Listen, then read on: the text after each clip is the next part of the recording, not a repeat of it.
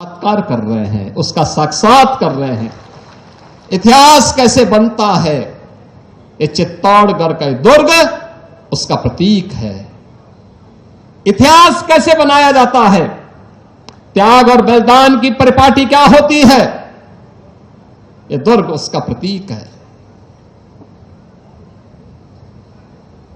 आज का ये श्रद्धांजलि समारोह हम सबको इस बात के लिए भी प्रेरित कर रहा है, इस बात के लिए भी प्रेरणा दे रहा है कि आने वाले समय में किसी बेटी और किसी बहन को इस प्रकार के दौर से न गुजरना पड़े, उस प्रकार की स्थितियों का सामना न करना पड़े। और मैं सचमुच जब जौहर की गाथा के बारे में, जिसके बारे में हमारे केंद्रीय मंत्री श्री शेखावत जी यहां पे कह रहे थे, 1303, 1535 और 1568 में जो तीन बड़े जौहर यहां पर देखने को मिले हैं, भारत का इतिहास जिन वीरांगनाओं के इस जौहर से भरा पड़ा है।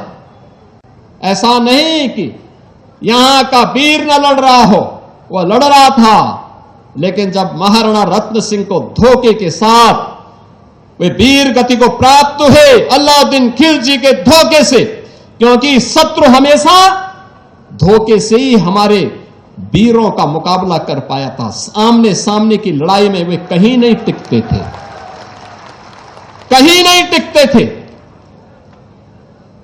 लेकिन धोखे से जब वह महाराणा रत्न सिंह वीर गति को प्राप्त हुए, गोरा और बादल जैसे वीर सेनापति लड़ते हुए वीर गति को प्राप्त हुए, तो महारानी पद्मिनी के नेतृत्व में हजारों वीरांगनाओं ने नारी अस्मिता की रक्षा करने के लिए उस समय जो जौहर व्रत लिया था, वह जौहर उस समय की परिस्थिति थी, उस समय की परिस्थिति थी। नारी गरिमा का, नारी गौरव का एक श्रेष्ठतम उदाहरण था कि किसी भी धर्मी को एक केवल नारी नहीं, भारत माता की धरती पर टिकने नहीं देंगे।